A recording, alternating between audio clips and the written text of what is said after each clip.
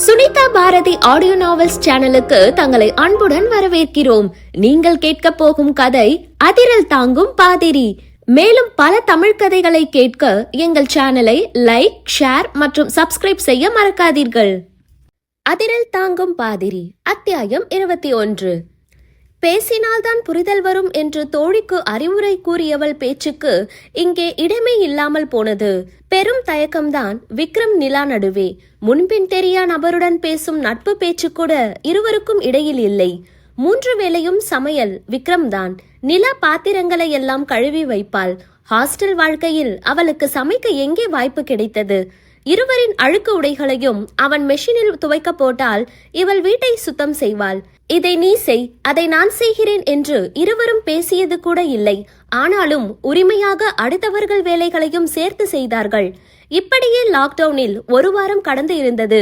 அன்று மாலை விக்ரம் ஹாலில் அமர்ந்து ஹெட்போனில் பாட்டு கேட்டுக் கொண்டிருந்தவன் அப்படியே தூங்கி போயிருந்தான்.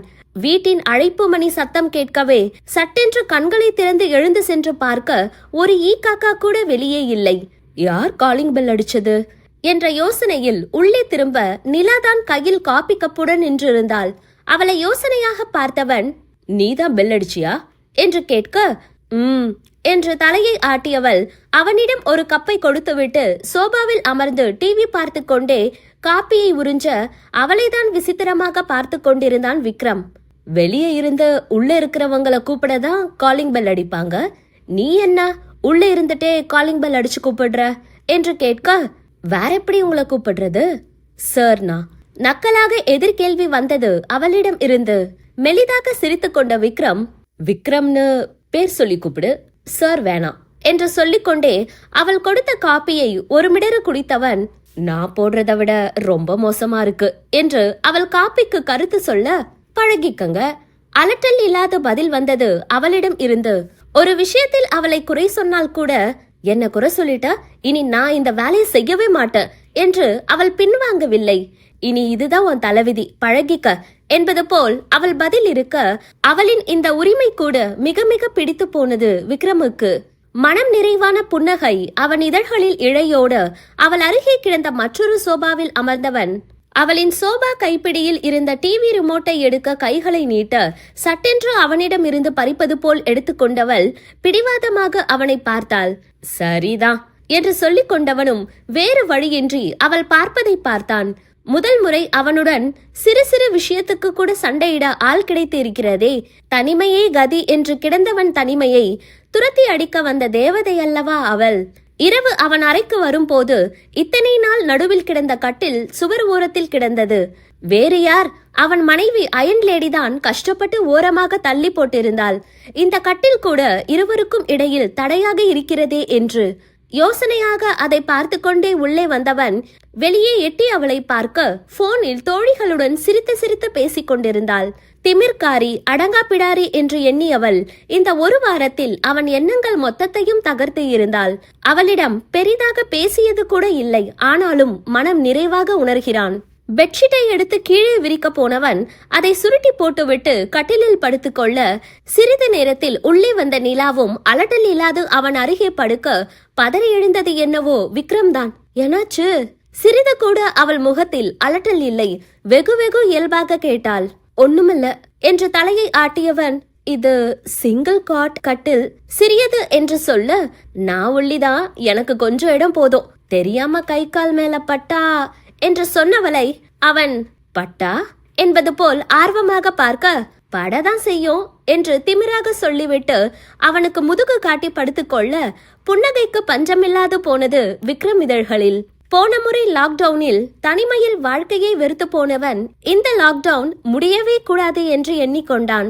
அழகான நாட்கள். அவளை தவிர வேறு யாவராலும் அவன் வாழ்வை அழகாக்கிட முடியாது என்று அவளை மெச்சிக்கொள்ளும் வகையில் நலமாகத்தான் கழிந்தது அவர்கள் நாட்கள். ஒருவன் லாக்டவுன் முடியவே கூடாது என்று அதனை இன்பமாக கொண்டாட, அங்கே ஒரு ஜீவனோ எப்படா இந்த லாக்டவுன் முடியும் என்று கதறிக்கொண்டிருந்தது. வேறு யார்? நம் அதட்டல் உருட்டல் வெட்டி பந்தா ராஜகுருதான். சோத்துக்கு கூட வழி இல்லாது நாக்கு தள்ளி போய் கிடந்தான். டேய், பஞ்சத்தில் அடிப்பட்டவன் குரல் கூட வெளியே வராது தன் விழுதுகளை அழைத்தான். அவர்களும் தல இன்னும் உயிரோடு தான் இருக்கோம் என்பது போல் குரல் கொடுத்தார்கள். போன முறை கொரோனா கொதறினப்ப கூட இவ்வளவு பஞ்சத்துல நாம இல்லையே, இந்த முறை ஒரு வாரத்திலேயே சுருட்டி தள்ளிடுச்சே, போன ஊரடங்கு சமயம் நாம எங்க இருந்தோம் என்று அவன் அல்ல கைகளிடம் வரலாறு கேட்க, பாளையங்கோட்டை ஜெயில தல 3 வேளை சோறு, வாரந்தோறும் செக்கப்பு, சத்தான ஆகாரம்னு நம்மள பாதுகாப்பா பாத்துக்கிட்டாங்க. அப்புறம் எதுக்குடா பட்டினி கிடந்து சாகணும், கிளம்புங்க எல்லாம் என்று மீசையை முறுக்கி கொண்டு அல்ல கைகளோடு போலீஸ் ஸ்டேஷன் வாசலில் வந்து நின்றான். முன்னெல்லாம் நாம தான் முகமுடி கொள்ளக்காரனா சுத்தணும், இப்ப பாரு ஊரே முகமுடி கொள்ளக்காரன் போல சுத்துது என்று கலாய்த்து கொண்டே ஸ்டேஷன் உள்ளே காலை எடுத்து வைக்க வாசலிலேயே கேட் போட்டு துரத்தி தள்ளினார்கள். யோ, நான் எம்மா பெரிய ரவுடி தெரியுமா, என்னை பிடிச்சு உள்ள போடுங்கடா என்று குரல் கொடுக்க, இந்தாரு நானே ஒரு வாரம் புள்ள குட்டிகளை பார்க்க வீட்டுக்கு விட மாட்டாங்கன்னு கடுப்புல இருக்கேன், ஓடிடு என்று லத்தியை வைத்து அடித்து விரட்டினார்கள்.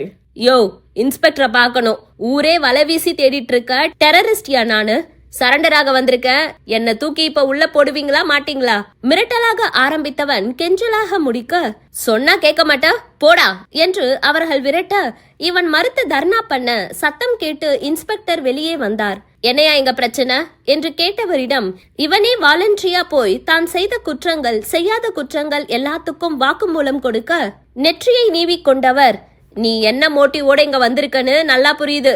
டேய், ஜெயில்ல இடம் இல்லடா, ஆல்ரெடி ஆல் புக்டு, ஏற்கனவே சமூக இடைவெளி தாண்டி அங்க போட்டு வச்சிருக்கு, இதுக்கு மேல அங்க தூக்கி போட்டா எங்க தாலியா இருப்பாங்க, மரியாதையா சொல்லும் போதே ஓடிடு, இல்ல கொரோனா வார்டுல கொண்டு போட்டுடுவேன் என்று மிரட்ட, இந்த உலகம் நான் உண்மையை சொன்னா கூட நம்ப மாட்டேங்குது, என்ன கொடுமை சார் இது என்று எண்ணியவன், 6 மாசம் முன்னாடி அந்த ஆளை கொலை முயற்சி பண்ண கேஸ் இன்னும் பெண்டிங்ல இருக்கு, என்ன தூக்குல போடுங்க, வெளியே மட்டும் விட்டுறாதீங்க என்று அவன் சைக்கிள் கேப்பில் உள்ளே நுழைய, அந்த கேஸெல்லாம் எப்பவோ ஊத்தி மூடியாச்சு, புகார் கொடுத்தவனே வாபஸ் வாங்கிட்டு போயிட்டான் என்று குண்டு கட்டாக தூக்கி வந்து வெளியே வீசி விட்டு சென்றார்கள். என்னடா எங்கேயும் நம்மள சேர்த்துக்க மாட்டாங்க என்று புலம்பிக் கொண்டு நின்றவன் எதிரே கைகளை கட்டிக்கொண்டு மாஸ்க் அணிந்து நின்றிருந்தாள் கனகவல்லி. அவள் கண்களை பார்த்தே அவள்தான் என்று புரிந்து கொண்டவனுக்கு அவள் ஏளன பார்வையில் அவமானமாகி போனது. அவளை புறக்கணிக்கும் பொருட்டு தலையை எங்கோ திருப்பிக் கொண்டு அவன் நிற்க, அல்ல கைகளோ யாரு இது என்று பசி மயக்கத்தில் கண்களில் பூச்சி பறக்கதான் அவளை ஆராய்ந்து கொண்டிருந்தார்கள். சமூக சேவை என்று ஆதரவற்றவர்களுக்கு உணவு பொட்டலம் வழங்கும் பணியில் இருந்தவள் காவலர்களுக்கு கொடுக்க வந்திருக்க, அப்போதுதான் பெத்த ரவுடி ராஜகுருவின் கதறல்களை கேட்க நேர்ந்தது. அவனை பார்த்து சிரிப்புதான் வந்தது அவளுக்கு. நக்கலாக அவனை பார்த்து கொண்டிருக்க, ராஜகுருவோ கேஸ் வாபஸ் வாங்கிட்டானா அந்த சேட்டு என்றுதான் கேட்டான்.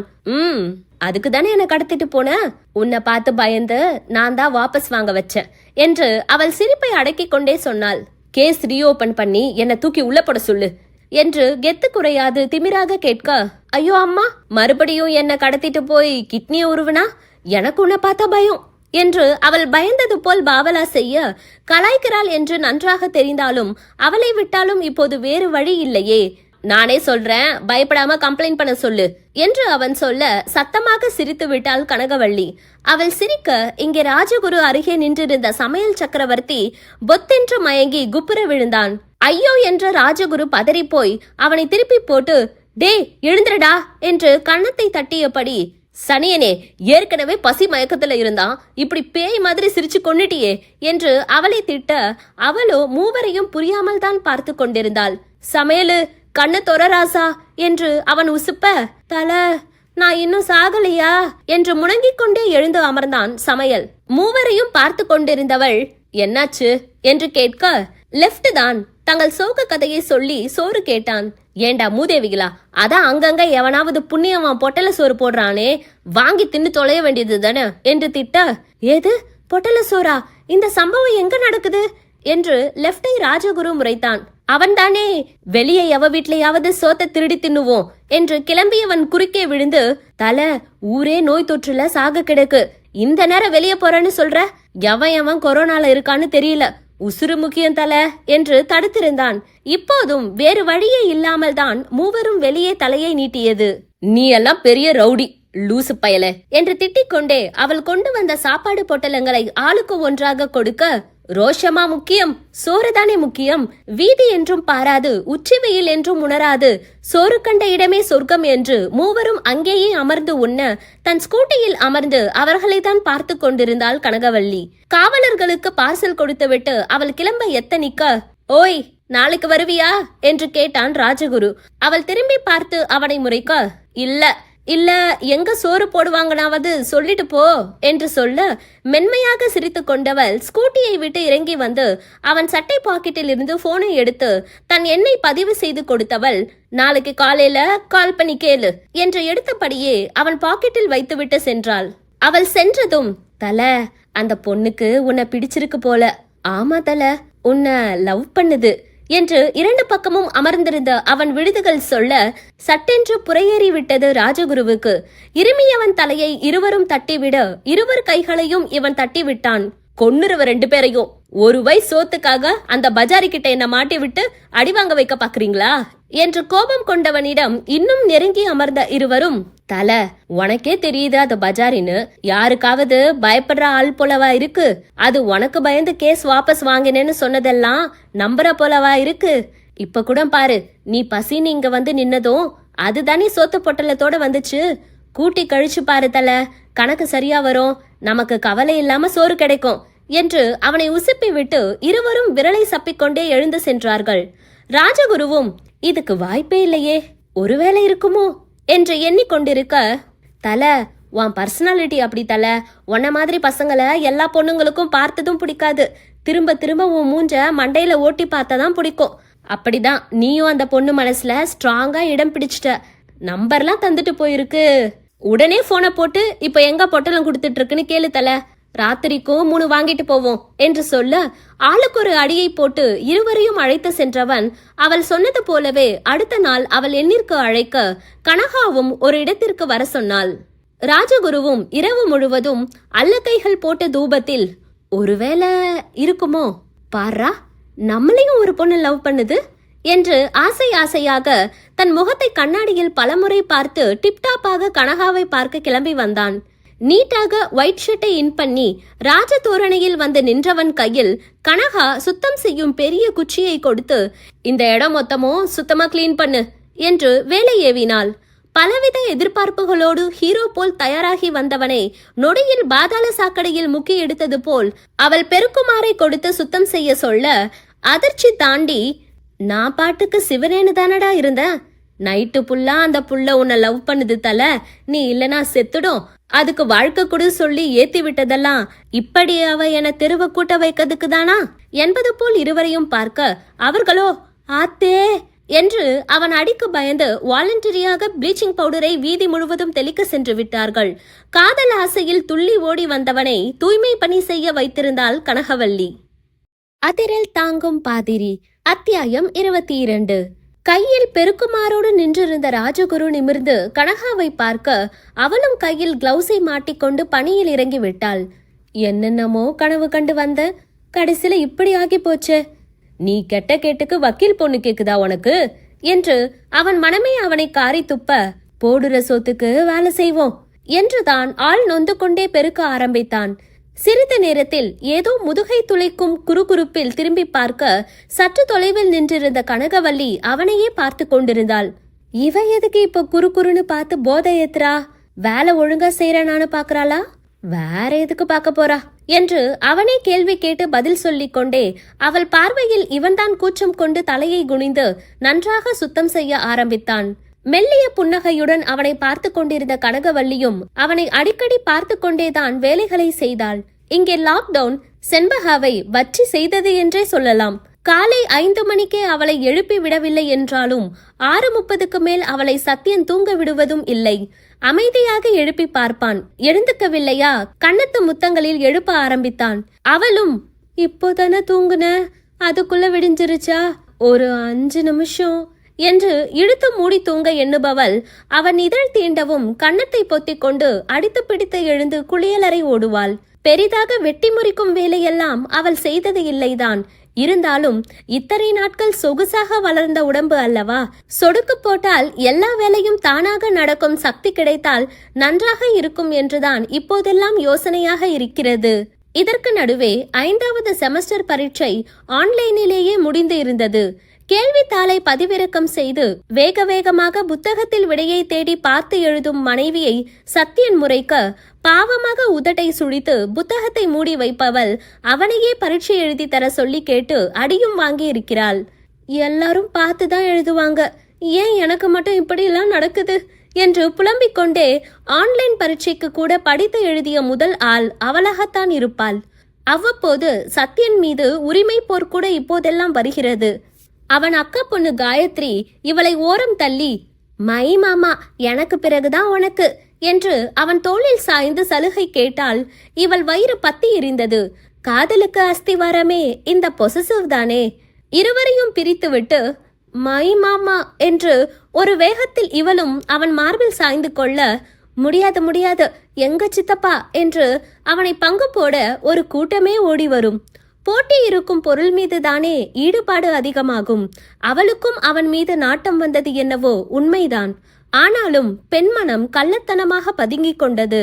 தன் மீதான காதலை மனைவி கண்களில் பார்த்த பிறகு சத்யன் எப்படி விலகி நிற்பான்? இத்தனை நாட்கள் தரையில் பாயை விரித்து படுத்திருந்த சத்யன் அதிரடியாக அவளை ஓரம் தள்ளி கட்டிலில் இட உரிமை கேட்டு சண்டை போட்டு அவளுடன் ஒட்டி கொண்டான். அவள் புசு புசுவென்று மூச்சு விட்டு முறைத்து கொண்டே கீழே இறங்கி செல்ல நினைத்தால் காலை தூக்கி மேலே போட்டு கேட் போட்டு அமுக்கி பிடித்து கொண்டான். தலையணையை கட்டி பிடித்து செண்பகா தூங்கினால் சத்யன் அவளை கட்டி பிடித்து தூங்கினான்.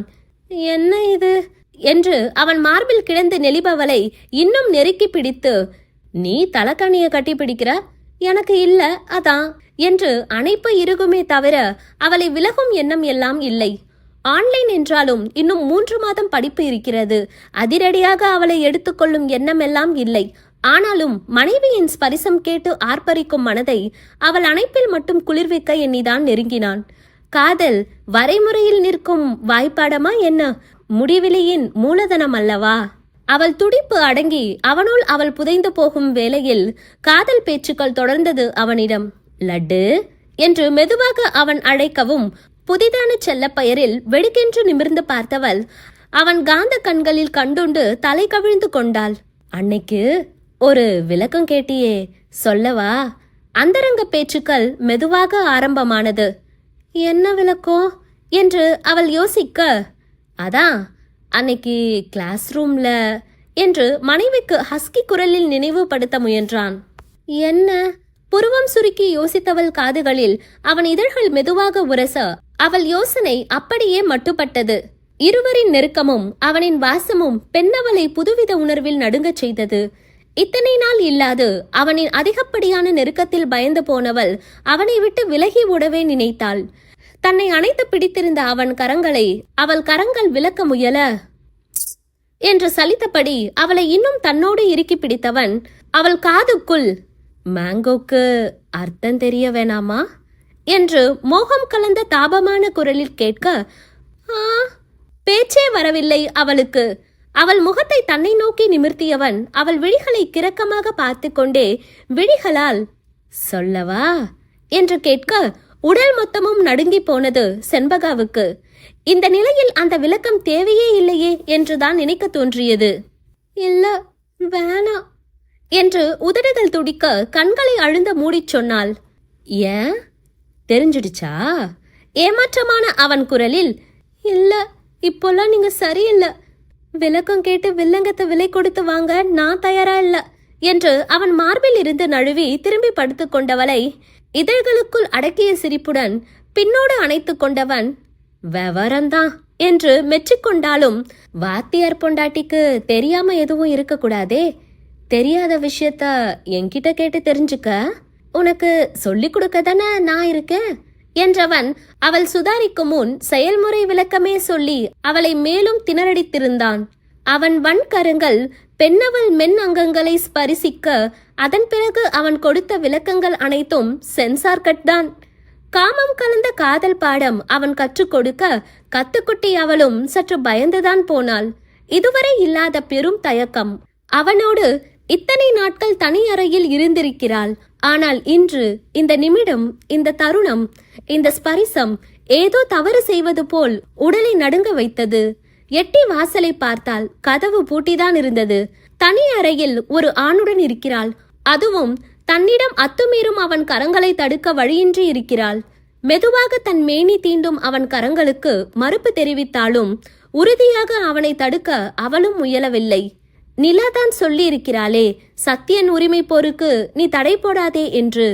சுயமாக சிந்தித்து செயல்படும் திறன் இல்லை என்றாலும் செண்பகா சொல் பேச்சு கேட்கும் பிள்ளை. அவள் நம்பிக்கைக்கு உரியவர்கள் பேச்சை ஏற்றுக்கொள்ளும் வகையரா. கட்டில் பாடம் வெறும் உயிர் எழுத்துக்களோடு முடியுமா? மெய் தீண்டி உயிர்மை எழுத்துக்களாக உருவெடுத்தாலும் நீளுமே.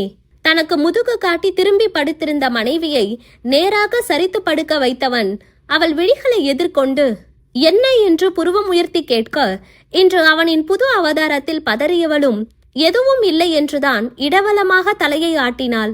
அப்புறம் ஏன் இந்த பயம் என்று அவள் நெற்றியில் பூத்திருந்த வியர்வை துளிகளை விரல்களால் துடைத்தபடி அவன் கேட்க, மலங்க மலங்க அவனை பார்த்தவள் பதில் ஏதும் சொல்லவில்லை. "We are husband and wife. உனக்கு அது ஞாபகம் இருக்குதானே?" என்று கேட்க, டிங் டிங் என்று மேலும் கீழுமாக தலையை ஆட்டினாள். ஆனா இது நாள் வரை நம்ம அப்படி வாழ்ந்ததே இல்ல. எனக்கு புரியுது, நீ மென்டலி எதுக்கும் ப்ரிப்பேர் இல்ல, இன்னும் ஸ்டடீஸ் கூட கம்ப்ளீட் பண்ணல. நான் கொஞ்சம் வெயிட் பண்ணணும் தான் பண்றேன். ஆனா எதுவுமே இல்லாம நம்ம ரிலேஷன்ஷிப் ரொம்ப ட்ரையா போற போல இருக்கு. எனக்கும் ஆசைகள் இருக்கும் தானே என்று மனைவிக்கு தன்னை புரிய வைக்கும் முயற்சியில் அவன் இறங்க, அவனுக்கு அவன் தவிப்புகள் புரிந்ததா என்று கூட அவனுக்கு தெரியவில்லை. மிரட்சியாக தான் அவனை பார்த்து கொண்டிருந்தாள். அவள் பயந்த விழிகள் அவனை குற்றம் சாட்ட, அவள் அனுமதி இல்லாது அத்துமீறி அவளை தீண்டியதற்கு தன்னையே நொந்தபடி ஏக்க பெருமூச்சு ஒன்று விட்டுக்கொண்டே அவளை விட்டு விலகதான் நினைத்தான். ஆனால் மனைவியின் எழில் ஓவியம் மனதை மயக்க, நெற்றியில் முத்தமிட்டு விலக எண்ணி காதல் காரிகை நெற்றியில் இதழ்பதிக்க, அவன் உறுதியை கெடுத்தாலே பாதகத்தி ஒற்றை பார்வையில். மைவிழிகள் பயம் கலந்த மையலுடன் அவனை பார்க்க, ஆண்மனம் தடுமாறி அவன் ஆசைகளுக்கு தூபம் போட்டது. உணர்வுகளை அடக்கும் வழியறியாது மீண்டும் ஒரு முத்தமிட்டான் தன்னை மதியிழக்க செய்த தன்னவள் மைவிழிகளுக்கு. அவன் இதழ் நெருங்க விழிகளை மூடிக்கொண்டவள் கைவிரல்கள் பத்தும் அவன் முதுகில் பதிந்து தன்னோடு நெருக்கிக் கொண்டே, அவள் கண்களில் இதழ் பதித்த அதே நொடி அவள் இதழ்களும் அவன் கழுத்து மச்சத்தில் நச்சென்று பதிந்தது. இப்போது என்ன செய்தாள் அவள்? பேரதிர்ச்சிதான் அவனுக்கு. முகம் மலர அவளை பார்த்தவன் கண்ணில் அத்தனை ஆனந்தம். "உனக்கு என்ன பிடிக்குமா?" என்று கேட்டே விட்டான். பிடிக்கும்" என்று அவள் விழிகளை தாழ்த்தி கொண்டே பதில் சொல்ல, வஞ்சமில்லா புன்னகை அவன் இதழ்களில். "பிடிக்கும்னா இந்த மாமா நிறைய சாக்லேட் வாங்கி கொடுப்பார், அதனால பிடிக்கும்னு குழந்தைங்க சொல்வாங்களே, அந்த பிடித்தம் இல்லதானே?" என்று அவன் உறுதிப்படுத்தி கொள்ள கேட்க, "இல்ல, அதை விட அதிகமா பிடிக்கும்" என்ற மனைவியின் வார்த்தைகளை இன்னமும் கூட அவனால் நம்ப முடியவில்லை. சிறு பெண் என்று நினைத்தவள் அவனை பிடித்திருக்கிறது என்று சொல்லும் அளவுக்கு வளர்ந்திருக்கிறாளே, எவ்வளவு பிடிக்கும்?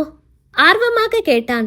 "எவ்வளவுனா அதெல்லாம் தெரியாது, ஆனா ரொம்ப பிடிக்கும்" என்றால் வெட்கத்தில் சிவந்த முகத்தை அவன் மார்பில் புதைந்து மறைக்க முயன்றபடி. தடைகள் ஏது இனி அவளை எடுத்துக்கொள்ள? தன்னிலிருந்து அவளை பிரித்து மனைவியின் விழிகளை ஆழ்ந்து பார்த்தவன், "எனக்கும் என் பொண்டாட்டிய ரொம்ப பிடிக்கும், எந்த அளவுக்குன்னு காட்டவா?" என்று கேட்டவனை எப்படி காட்டுவார் என்று அறியா பார்வை பார்த்து கொண்டிருந்த மனைவியை பார்த்து மர்மமாக சிரித்தவன் தன் காதலின் அளவை மங்கையவள் பட்டு இதழ்களை தன் இதழ் கொண்டு உரசி மெதுவாக சொல்ல ஆரம்பித்தான். இல்லை இல்லை, செயல்முறை விளக்கமே கொடுக்க ஆரம்பித்தான். சைவ முத்தம் அசைவ முத்தமாக மாறி ஸ்ட்ராபெரி இதழ்களின் சுவை தாண்டி உயிரையே உறிஞ்சி எடுத்தான் நீண்டதொரு இதழ் முத்தத்தில். படிக்கும் பெண், முத்தத்தோடு நிறுத்தி விடுவோம் என எண்ணி அவன் தெளிந்து விலக எண்ணினாலும் இவள் முணங்கி போதை ஏற்ற உயிர் சுகம் காணாது இனி உயிர் பிழைக்க வாய்ப்பில்லை என்ற நிலைதான் அவனுக்கு. இத்தனை இரவுகள் வீணாக போனதே என்று அவன் ஏங்கும் இரவாக மாறிப்போனது அந்த ஏகாந்த இரவு. கட்டிலும் அவன் வாத்தியாராக மாற, நல்லதொரு மாணவியாக அவன் சொல் பேச்சு கேட்டு மேலும் மேலும் அவனை கிறங்க வைத்திருந்தாள் அவள் ஆசை மனைவி. நீளும் இரவு மீளா அவஸ்தைக்கு அழைத்துச் சென்றது. புது போதை கண்டவன் மீண்டும் மீண்டும் அவளை நாடிட, first bench student last bench ஸ்டூடெண்டாக முரண்டு பிடித்து அடாவடியாக அவனுக்கு ஒத்துழைக்க மறுத்த பிறகே அவனும் பாவம் பார்த்து அவளை விட்டான். ஒரே நாளில் அவள் அச்சம் நீங்கி நாணமே நலிவிழந்து போனது தன்னவனிடம் மட்டும். காலை ஒரே போர்வைக்குள் இருவரும் பிணைந்து கிடக்க முதலில் கண் பிடித்தது என்னவோ வழக்கம் போல் சத்யன்தான். தன் மார்பில் முகத்தை புதைத்து தூங்கும் மனைவி தலையில் அழுந்த முத்தமிட்டான். இத்தனை நாட்கள் அவன் முத்தத்தில் பதறி எழுபவள் இன்று மெதுவாக கண்களை திறந்து அவனை பார்க்க குறும்பு புன்னகையுடன் அவள் இதழ் நோக்கி அவன் விழிகள் நகர விழிகளையும் இதழ்களையும் அழுந்த மூடிக்கொண்டவள் மீண்டும் தன் பதுங்கு குழியில் முகத்தை புதைத்து ஒளிந்து கொண்டாள். அவனிடம் இருந்து தப்பிக்க எண்ணி அவனுள்ளே பதுங்கிக் கொண்டாள் பேதை பெண்ணவள். சத்தமாக சிரித்த சத்யன் விரல்கள் போர்வைக்குள் அவள் இடையில் கிச்சு கிச்சு மூட்டிட கூச்சம் கொண்டு அவனை விட்டு துள்ளி விலகியவள் ஆடை களைந்த எழில் ஓவியம் அரைகுறையாக காட்சியளிக்க அவன் விழிகள் செல்லும் திசை உணர்ந்து நாணத்தில் சிவந்த பெண்மானோ மீண்டும் தஞ்சமானது என்னவோ உயிர்வதை செய்யும் வேடனிடம்தான். உயிரை இடம் மாற்றும் விந்தைதான் காதலோ, நாணமே நாணிப் போகுமோ இலக்கில்லா தேடலின் முடிவில். அதிரில் தாங்கும் பாதிரி. அத்தியாயம் 23. நீண்ட நாட்களுக்கு பிறகு தோழிகள் நால்வரும் கான்ஃபரன்ஸ் காலில் பேசிக் கொண்டிருந்தார்கள். 4 குடும்ப இஸ்திரி ஆகிவிட்டதே. ஒரே நேரத்தில் 2ஐயும் பிடிக்க முடியாது போயிருக்க இன்றுதான் வாய்ப்பு கிடைத்தது. அதுவும் கல்பனா அனுப்பிய ஒற்றை வாட்ஸ்அப் மெசேஜில் தான் அடித்து பிடித்து சங்க கூட்டத்தை கூட்டியிருந்தாள் நிலா. என்ன மச்சி, திடீர்னு கல்யாணம்னு மெசேஜ் போட்டிருக்க? என்னவோ ஏதோ என்ற பதட்டம் தான் இருந்தது நிலாவின் குரலில். ஒரு வரன் வந்தது. பெயர் கைலாஷ். தியேட்டர் ஓனர் பையனா. அவங்க குடும்பத்துக்குன்னு சொந்தமா 4 தியேட்டர் இருக்கான். ஒரே பையன்தான். அவர் கூட தனியா சாஃப்ட்வேர் பிசினஸ் பண்றாராம். நல்ல வசதியான இடம்.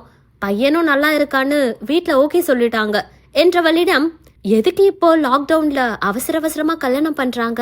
ஏதோ தப்பா இருக்கு கல்ப்ஸ் என்று நிலா சொல்ல, அவசரம்தான், ஆனா தப்பெல்லாம் எதுவும் இல்ல கோல்டு. அவங்க எப்பவும் வேலை வேலைன்னு ஓடுற ஆளாம். இப்போ வீட்ல முடங்கி இருக்க, இப்போ விட்டா பிடிக்க முடியாதுன்னு கல்யாணம் பண்றாங்க. உங்களுக்கு ஒண்ணு தெரியுமா? அவரு ஒரு கல்யாண வீட்ல என்ன பார்த்திருக்காராம். இப்போ கல்யாணம் பண்ண சொல்லி வீட்ல கேட்கவும் என்னதான் பண்ணுவேன்னு அடமா. பாரு, நமக்கே தெரியாம நம்ம பின்னாடியும் ஒரு ஆள் சுத்தி இருக்கு என்று ஆசையாக சொன்னவள் சந்தோஷத்தை கெடுக்கும்படி தன் சந்தேகங்களை கேட்க நிலாவுக்கு மனம் இல்லை. அவளை திருமணத்திற்கு சம்மதிக்க வைக்க சில பல கதை திரைக்கதைகள் அரங்கேறி இருக்கிறது என்பது மட்டும் நிலாவால் ஓரளவு யூகிக்க முடிந்தது. என்ன மச்சி சொல்ற? நான் இல்லாம நீ எங்கேயும் தனியா போக மாட்டியே. இந்த சம்பவம் எப்ப நடந்தது என்று நந்தினி வாயை பிளக்க, எனக்கும் தெரியல என்றாள் கல்பனா. மாப்பிள்ளை எப்படி இருப்பார்? போட்டோ அனுப்பிவிடு, நாங்களும் பாக்குறோம். செண்பகா ஆர்வமாக கேட்க, இரு குரூப்ல போட்டு விடுறேன் என்றவள் புகைப்படத்தை அனுப்பி வைத்தாள். அதை பார்த்த செண்பகா, வாவ், நல்ல வெள்ளையா அழகா இருக்கார் என்று ஜொல்லுவடிக்க அவள் தலையில் நச்சென்று ஒரு கொட்டு வைத்தான் சத்யன். வெள்ளையா இருந்தா அழகா இருக்கிறதா அர்த்தமா? ஏன் அளவுக்கு அழகா ஒன்னும் இல்ல என்று மனைவி வேறு ஆடவனை அழகன் என்று சொன்ன கடுப்பில் பொறுமிக் கொண்டான். அவனை பார்த்து நாக்கை துருத்தி அழகு காட்டி சிரித்த செண்பகாவோ போனை மியூட்டில் போட்டுவிட்டு, இங்க ஏதோ ஃபயர் ஆகுது போல என்று கேலி செய்ய, அணைச்சிடுவோமா எல்லலாக கேட்டுக்கொண்டே முழுக்கை சட்டையை மேலே மடித்து விட்டபடி அவளை நெருங்க, அவன் அடுத்த கட்ட நடவடிக்கை என்ன என்பதை புரிந்து கொண்ட அவன் மனையாலோ, ஐயோ நான் வரல இந்த விளையாட்டுக்கு என்று பதறி அறையிலிருந்து வெளியே ஓடியே விட்டாள். கல்ப்ஸ், வெள்ளையா இருக்கான், அழகா இருக்காங்கன்னெல்லாம் கல்யாணம் பண்ண முடியுமா? நீ பேசி பாத்தியா? கேரக்டர் எப்படி என்று நிலா குறுக்கு விசாரணை போட, நம்பர் கொடுத்தாங்க, நானும் பேச முயற்சி பண்ணேன். ஆனா நான் அவர்கிட்ட பேசும்போதெல்லாம் என் வீட்ல எல்லோரும் சுத்தி நின்னு என்னையே பாக்குறாங்க. என்ன பேச? சாப்பிட்டீங்களா, தூங்குனீங்களா தவிர எதுவும் பேச முடியல என்று சலித்து கொண்டவளை பார்த்து வெடித்து சிரித்தாள் நந்தினி. அவளை கல்பனா முறைக்க, கல்ப், லாக்டவுன் முடிஞ்சு நாங்க உன்னை பார்க்கும்போது கையில ஒண்ணு வயிற்றுல ஒண்ணுன்னு தான் வருவ போல என்று கலாய்க்க, நண்டு, என்னை விட சீனியர்ஸ் 2 பேர் இருக்காங்க. நானே 2ஓட வரும்போது அவங்க எப்படி வருவாங்களா? அவங்க 2 பேரும் குழந்தைங்களை ஸ்கூல்ல விட்டு வருவாங்க என்று சொல்லி நால்வரும் சிரித்தார்கள். நந்தினியோ, மச்சி, இதுங்க 2ம் போல உனக்கு அதிரடி கல்யாணம் இல்ல, சோ ஒவ்வொரு செகண்டையும் என்ஜாய் பண்ணு என்று சொல்ல, செண்பகாவும், ஆமா கல்ப்ஸ், புருஷ வீட்டு ஆட்களை எல்லாம் எப்படி சமாளிக்கிறதுன்னு கத்து வச்சுக்க என்று தன் வாழ்க்கை அனுபவத்தை சொல்லி தோழியை உசார்படுத்த, கல்பனாவோ, எல்லாரையும் எப்படி சமாளிக்கிறதுன்னு தனியா புக் போடுற அளவுக்கு நோட்ஸ் எடுத்து வச்சிருக்கேன் மச்சி. எந்த பிரச்சனை வந்தாலும் லெஃப்ட் தூக்கி ரைட்ல போட்டு போய்கிட்டே இருப்பேன் என்று திருமண ஆசையில் ஓவர் கான்பிடன்ஸில் பேசியவளை கலாய்த்து வம்பு பேச்சுகள் நீண்டு கொண்டே போனது. ஆங்காங்கே நின்று சிரித்து சிரித்து பேசிக் கொண்டிருந்த செண்பகாவை மொத்த குடும்பமும் வித்தியாசமாக தான் பார்த்துவிட்டு கடந்து சென்றது. இதுவரை அவள் வீட்டு ஆட்கள் யாருடனும் 10 நிமிடத்திற்கு மேல் அமர்ந்து பேசியது கூட இல்லையே. புருஷன் வீட்டுல இருக்கும் போது போன்ல யார்கிட்டதான் மணிக்கணக்கா பேசுறாளோ என்ற பல சுரூபம் காதுபட பொறுமியபடிதான் சென்றார்கள் ஹேமாவும் சீதாவும். அடுத்த ஒரு வாரத்தில் அரசாங்கம் விதித்த கட்டுப்பாடுகளை கடைபிடித்து எந்த ஆடம்பரமும் இல்லாது வீட்டிலேயே சிம்பிளாக கல்யாணத்தை முடித்து கல்யாண புகைப்படத்தையும் தோழிகளுக்கு அனுப்பி இருந்தாள் கல்பனா. கைலாஷும் கல்பனா வற்புறுத்தலால் அவள் தோழிகளிடம் ஒருமுறை பேசினான். கல்யாணத்துக்கு முன் வீட்டார்கள் வாய் சொல்லில் ஆஹா ஓஹோ என்று கைலாஷை புகழ்ந்து தள்ளிய கல்பனாவோ, சத்தியமா சொல்ற மச்சி, அவரெல்லாம் மனுஷனே கிடையாது, சைக்கோ. கைலாய மலையில கொண்டு போய் ஜலசமாதி ஆக்க வேண்டிய ஆள என் தலையில கட்டி வச்சு மொத்த குடும்பமும் சேர்ந்து என் வாழ்க்கையில கும்மி அடிச்சுட்டாங்க. இந்த கடவுளை பாராட்டியே ஆகணும். ஓவர் டியூட்டி பாக்குறாரு.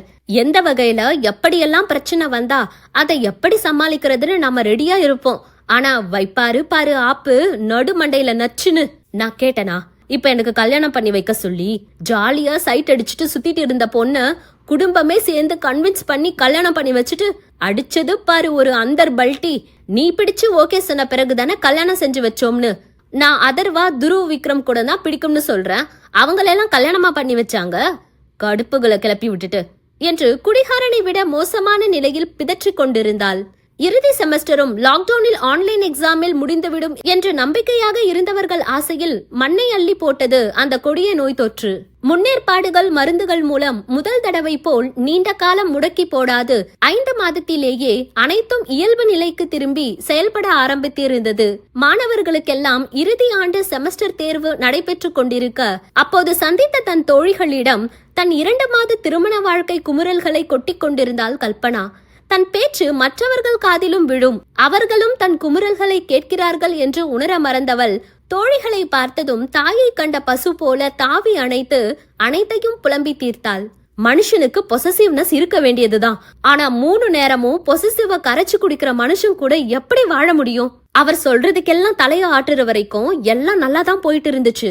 இப்படி ஆட்டுற தலை இப்படி ஆடுச்சு என்று மேலும் கீழுமாக தலையை ஆட்டியவள் இடவலமாக ஆட்டி காட்டியபடி அன்னைக்கு எனக்கு சங்குதான் என்று சொல்ல வலிதான் இருந்தும் அவள் கதை சொல்லும் தொனியில் சிரித்து கொண்டேதான் அவளை பார்த்து கொண்டிருந்தார்கள் மூவரும். டிவில ஒரு பாட்டு பார்த்தா கூட இங்க புகையுது மச்சி, நான் ஏதோ டிவிக்குள்ள புகுந்து அந்த ஆக்டரை இழுத்துட்டு போற போல பார்த்து வைக்கிறார் என்ற புலம்பி தீர்த்து டயர்டாகி தண்ணீரை எடுத்து குடித்தவளை மூவரும் பாவமாகத்தான் பார்த்தார்கள். உன் மாமனார் மாமியார் எப்படி, யாரும் அவரை எதுவும் கேக்குறது இல்லையா என்று நிலா கேட்க, அவங்க 2 பேரும் தங்கம் மச்சி, அவங்களையும் இந்த மனுஷன் மதிக்கிறது இல்ல.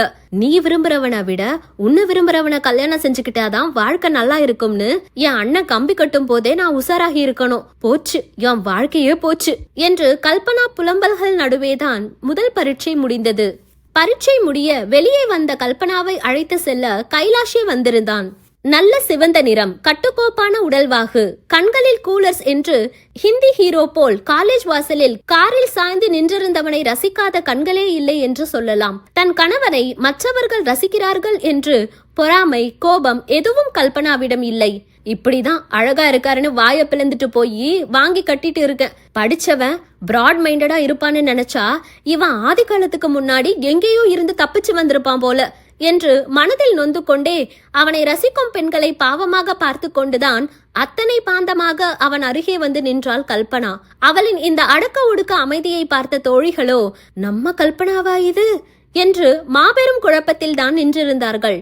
ஒரு திருமணம் பெண்ணின் அத்தனை வருட பழக்க வழக்கம் அணுகுமுறையை கூட மாற்றி விடுகிறதே. மனைவியை பார்த்து சிரித்த கைலாஷ் அவளுடன் வந்த தோழிகளுக்கு ஹாய் சொல்லிவிட்டு, கல்யாணத்துக்கு கூப்பிட முடியல, சாரி, லஞ்சுக்கு ஒரு நாள் வீட்டுக்கு வாங்க, கல்பனாவும் சந்தோஷப்படுவா என்று தேனொழுக பேசியவனை கல்பனா சொன்ன அளவிற்கு கெட்டவனாக எண்ண முடியவில்லை செண்பகாவால். எவ்வளவு நல்ல விதமா பேசுறார், இவரை ஏண்டி குறை சொல்றாவ? வெளுத்ததெல்லாம் பால் என்று நம்பிக்கொண்டிருக்கும் செண்பகா கேட்க, அவங்களுக்குள்ள என்ன நடக்குதுன்னு நமக்கு தெரியாது சிம்பு. வெளி தோற்றத்தை வச்சு யாரையும் எடை போட முடியாது. எனக்கு கல்பனாவை நினைச்சா கவலையா இருக்கு. அவ அமைதியா இருக்கிற பொண்ணே கிடையாது. லொடலொடன்னு ஒரு நிமிஷம் வாய மூடாது பேசிட்டே இருப்பா. ஆனா அவர் முன்னாடி எப்படி நின்னா பாத்தியா என்று கவலை தோய்ந்த குரலில் நிலா சொல்ல, எனக்கும் அவளை நினைச்சா பாவமாதான் இருக்கு. எல்லாருக்கும் செம்பு போல வாழ்க்கை அமைஞ்சிடுமா என்ன? பிறந்த வீட்லயும் ராணிதான், புகுந்த வீட்லயும் அவளை தாங்குற புருஷன் அமைஞ்சிருக்கார் என்று சொன்ன நந்தினியை சோர்வாக பார்த்த செண்பகாவோ, அங்க நான் படுற பாடு எனக்கு மட்டும்தான் தெரியும். வீட்டு வேலை எதுவும் செய்ய பழகாது. ஒவ்வொரு முறையும் உன் வீட்ல உனக்கு என்னதான் சொல்லி கொடுத்தாங்களோன்னு கேட்டு செத்து போன என் தாத்தா வரைக்கும் திட்டுறாங்க என்று மனதில் மட்டும் நினைத்து நொந்து கொண்டு அவள் நிற்கும் போதே சத்தியன் காரோடு அவள் அருகே வர, பாய், நாளைக்கு பரீட்சைக்கு நல்லா படிச்சுட்டு வாங்க என்று சொல்லிவிட்டு காரில் ஏறியவளை, ஊருக்கு மட்டும்தான் உபதேசம், மேடம் படிப்பீங்களா என்று கலாய்த்த சத்தியனை உதட்டை சுழித்து பார்த்தவள், நான் படிக்கலனா நீங்க விட்டுருவீங்க பாருங்க, இப்பவே சொல்லிடுறேன். பாஸ் ஆகுறனோ ஃபெயில் ஆகுறனோ, இன்னும் 4 நாள் பரீட்சைக்கு மட்டும்தான் புக்கு கையில எடுப்பேன். இதுக்கு மேல மாஸ்டர் டிகிரி பண்ணுன்னெல்லாம் என்ன சொல்லக்கூடாது என்று கண்டிஷன் போடும் மனைவியை பார்த்து சிரித்த சத்யன், சரிதான், மாஸ்டர் டிகிரி எல்லாம் நீ பண்ண வேண்டாம், ஏதாவது டிஎன்பிஎஸ்சி எக்ஸாம் எழுது, சொந்த காலில் நின்னா உனக்கும் ஒரு கான்பிடன்ஸ் வரும் என்று சொல்ல, வெடுக்கென்று அவனை திரும்பி பார்த்த செண்பகாவோ, இப்ப மட்டும் வாடகை காலிலையா நிக்கிறேன், நான் பிறக்கும் போது என் கூடவே இருந்த என் சொந்த கால் தான் இது என்றவள், இதுக்குதான் நிறைய படிச்சவங்களை கல்யாணம் பண்ணக்கூடாதுன்னு சொல்றது, நான் என்ன வச்சுட்டா வஞ்சகம் பண்றேன், ஐயோ சாமி எனக்கு வரல, என்னை விட்டுருங்க என்று தலைக்கு மேல் கையை கூப்பி படிப்புக்கு பெரிய கும்பிடு போட்ட மனைவியை பார்த்து வெடித்து சிரித்தான் சத்யன். அவமானங்கள் இல்லாது லட்சியங்கள் பிறக்காதோ? அவள் படித்து வேலைக்கு போய்தான் ஆக வேண்டும் என்ற கட்டாயம் எதுவும் இல்லை. அதுதான் படிப்பின் மகத்துவம் புரியவில்லை போல. எப்போதும் தாங்கிக் கொள்ள ஆள் இருக்க தனித்து நிற்கும் எண்ணமே அவளுக்கு வரவில்லை.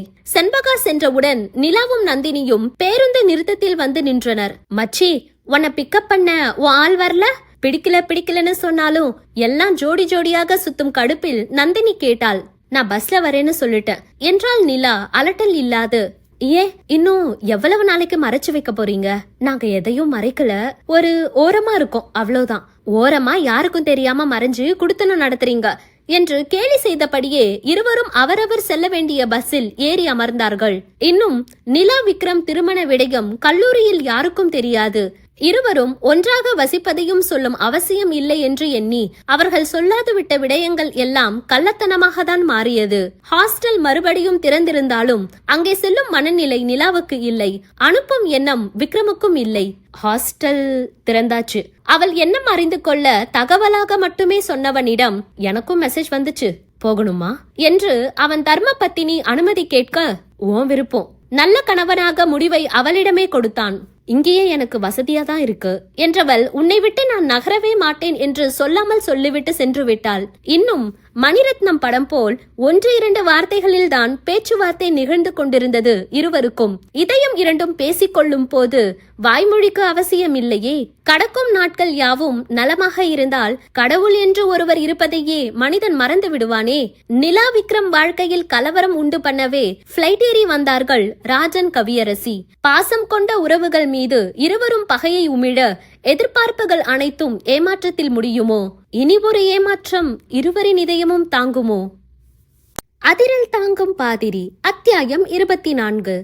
முந்தைய நாள் கணவனை கழுவி கழுவி ஊதிய கல்பனா மறுநாள் அவனுடனே சிரித்த முகத்துடன் வந்து இறங்க, என்னடி இவ நேத்து அந்த திட்டுனா இன்னைக்கு சிரிச்சுட்டே வந்து இறங்குறா என்று நந்தினி வாயை பிளக்க, அதான் எனக்கும் புரியல என்ற செண்பகாவும் அதே குழப்பத்தில் தான் தோழியை பார்த்து கொண்டிருந்தாள்.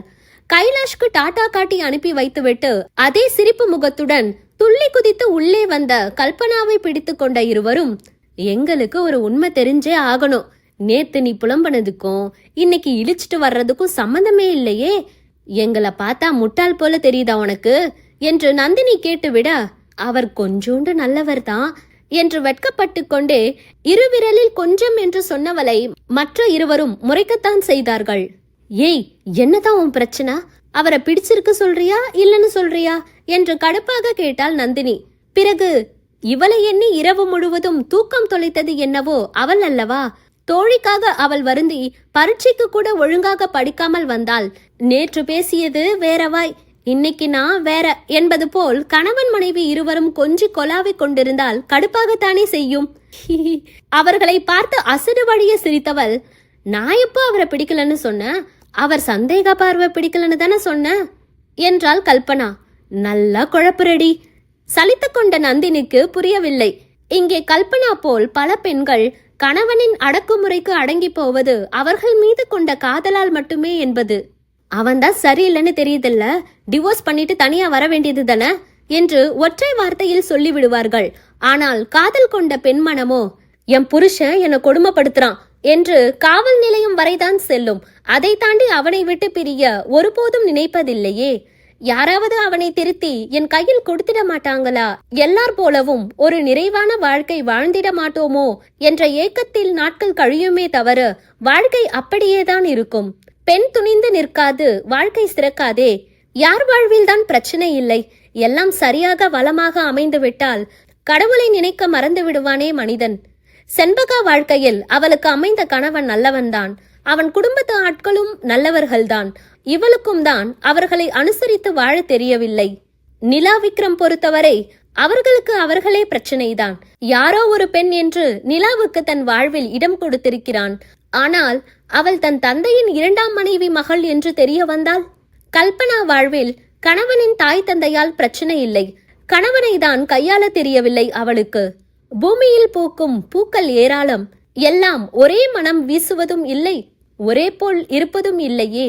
ஒவ்வொரு பூவும் ஒவ்வொரு அழகு, அதை புரிந்து கொண்டால் போதும். ஒரு வழியாக அடிப்பிடி என்று இறுதி நாள் தேர்வும் நெருங்கியிருந்தது. முந்தைய நாள் இரவு வீட்டில் படுத்துக் கொண்டிருந்தாள் நிலா.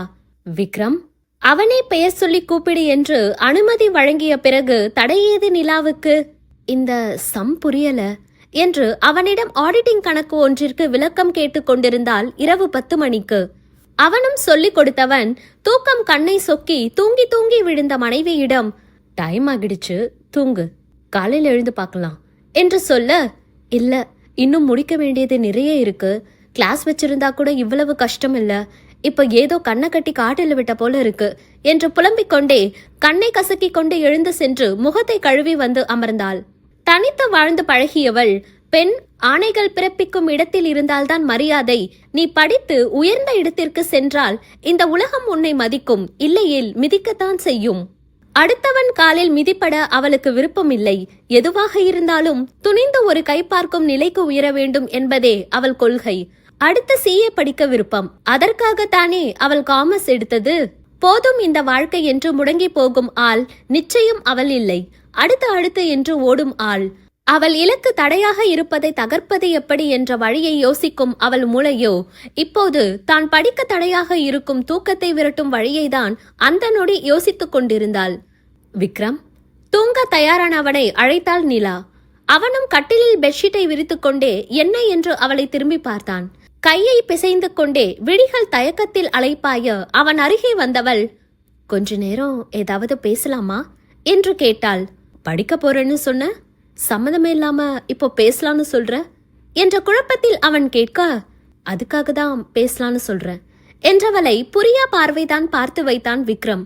ரொம்ப தூக்கம் வருது, கொஞ்சம் மைண்ட் டைவர்ட் ஆனா பெட்டரா இருக்கும் என்று நிலா சொல்ல, அவனும் சரி என்று கட்டிலில் சாய்ந்து ஒற்றை காலை மடக்கி அமர்ந்தான்.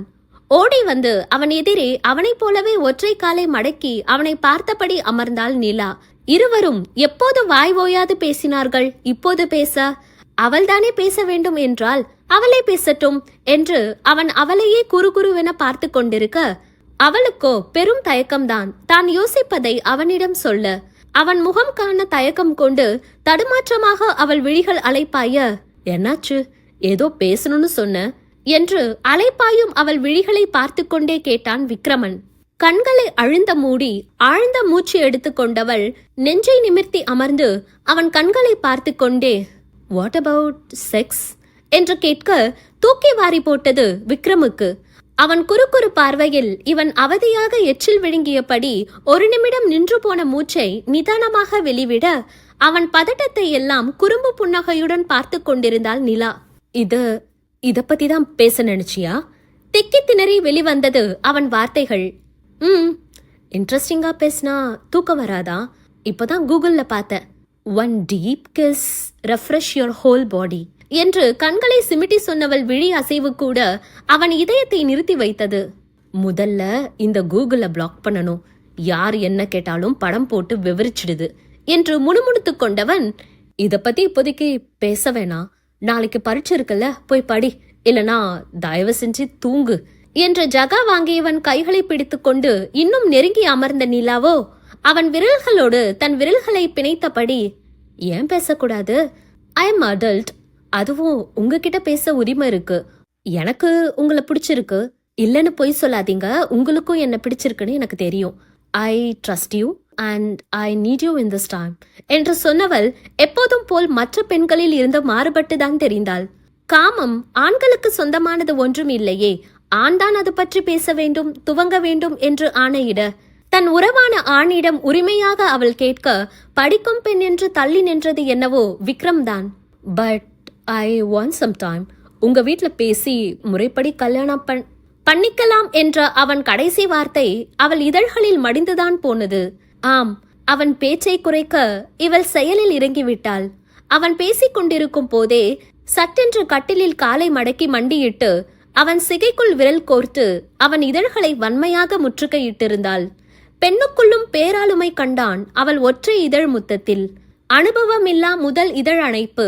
கண்களை மூடி அவன் நெருக்கம் மட்டும் உணர்ந்தபடி தப்பும் தவறுமாக அவன் இதழ்களை கடித்து உறிஞ்சிவிட்டு மெதுவாக அவனை விட்டு விலகி அமர்ந்தவள் மோக நிலையில் இமைகளை திறக்க விக்ரமும் அதே மோக நிலையில்தான் உயிர் பெற்றவன் போல் அவளை பார்த்து இதழ் பிரித்து சிரித்தான். அவள் இதழ்களிலும் கள்ள புன்னகை மீண்டும் அவனை களவாடிட துடிக்க அவன் எச்சில் சுவை கலந்த தன் நாவில் ஊறிய எச்சிலை விழுங்கிக் கொண்டவள் விழிகள் மீண்டும் அவன் இதழ்களில் நிதானமாக நிலைத்தது. இதற்கு மேல் அவனிடம் தடையில்லையே. ஒற்றை முத்தத்தில் 6 அடி ஆண்மகனையே சாய்த்து விட்டாலே பெண் பாவை. ஆளை விழுங்கும் அவள் பார்வையில் மெய்சிலிர்த்து ஏசி அறையிலும் உடல் சூடேறியது விக்ரமுக்கு. உணர்வுகள் ஆர்ப்பரிக்க அவன் விழிகளும் அவள் செவ்விதழ்களை முற்றுகையிட கரம் நீட்டி தன் மடியில் பதுக்கிக் கொண்டான் தன் பொக்கிஷ பெண்ணை. அவன் மடிக்கு தாவி இருந்த நிலாவும் திரும்பி அவன் முகம் பார்த்து கொண்டே தாடி அடர்ந்த அவன் கன்னத்தில் தன் கன்னம் வைத்து சூடேற்றிட அடிவயிற்றில் மின்னல் வெட்டிய உணர்வுதான் அவனுக்கு. அவள் தப்பும் தவறுமாக பழக்கிய முத்த ஆயுதத்தை இவன் நிதானமாக நிலா தாடை பற்றி நிமிர்த்தி மென்மையாக ஆரம்பிக்க உடல் சிலிர்த்து அடங்கியது பெண்ணவளுக்கு.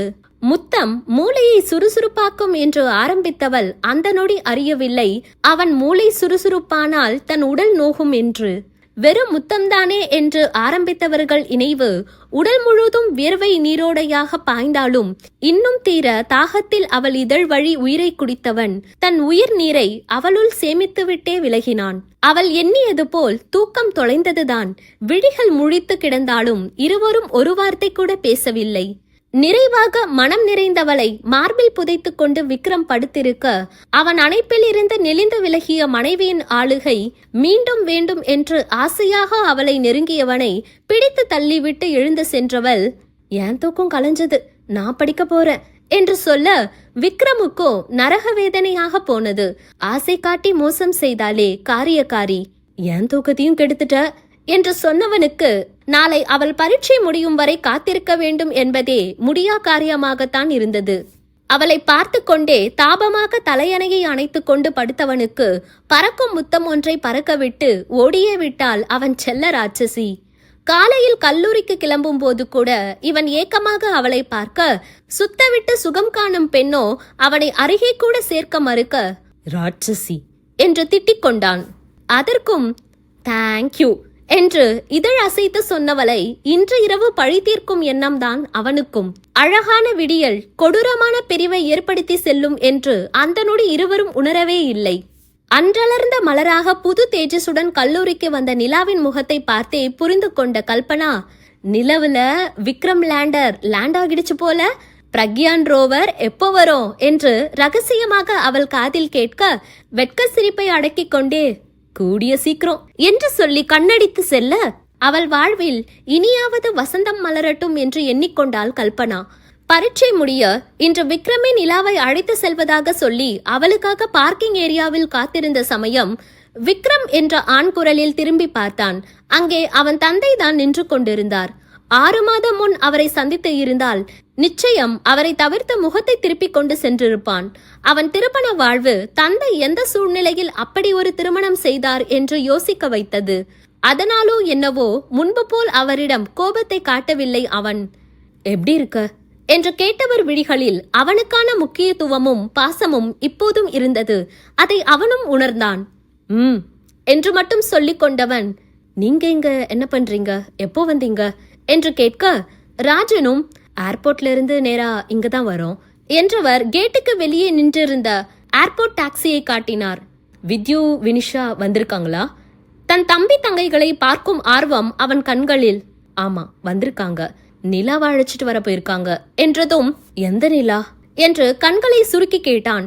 அவனுக்கு தெரிந்த ஒரே நிலா அவன் தங்க நிலா தானே. அவளுக்கும் இவர்களுக்கும் என்ன தொடர்பு இருக்க போகிறது என்ற எண்ணம் அவனுக்கு. கவியோட பொண்ணு இங்குதான் படிக்கிறா, உனக்கு தெரிஞ்சிருக்கும் என்று அவர் சொல்ல சொல்ல விக்ரம் இதயம் பலமாக துடிக்க ஆரம்பித்தது. அவங்க பொண்ணா? கண்டிப்பா அது என் நிலாவா இருக்காது என்று நடுக்கத்துடன் பதட்டத்தில் இருந்தவனிடம், அதோ வந்துட்டாங்களே என்று கையை நீட்ட திரும்பி பார்த்தவன் இதயம் நின்றே விட்டது. காலடியில் பூமியே நகர்ந்த உணர்வு. அங்கே கவியரசி மற்றும் பிள்ளைகளுடன் வந்து கொண்டிருந்தது அவன் நிலா அல்லவா, விக்ரமின் நிலா. கால்கள் நிலையின்றி தடுமாறியவன் பைக்கை பிடித்துக் கொண்டு நின்றான். நிலா அவங்க பொண்ணா? அப்போ அவ என் தங்கச்சியா? நினைக்க கூட உடல் நடுங்கியது. என்ன காரியம் செய்து இருக்கிறான்? அவன் மனமே அவனை குற்றம் சாடியது. நேற்று அவளுடன் சுகித்த இரவு இன்று 1000 ஈட்டியை அவன் இதயத்தில் பாய்ச்சியது. அவள் என் தங்கை, அவளுடன் அவனை அருவருத்து வெறுத்து போனான். இதற்கு மேல் அவளை எதிர்கொள்ளும் தைரியம் துளியும் அவனுக்கு இல்லை.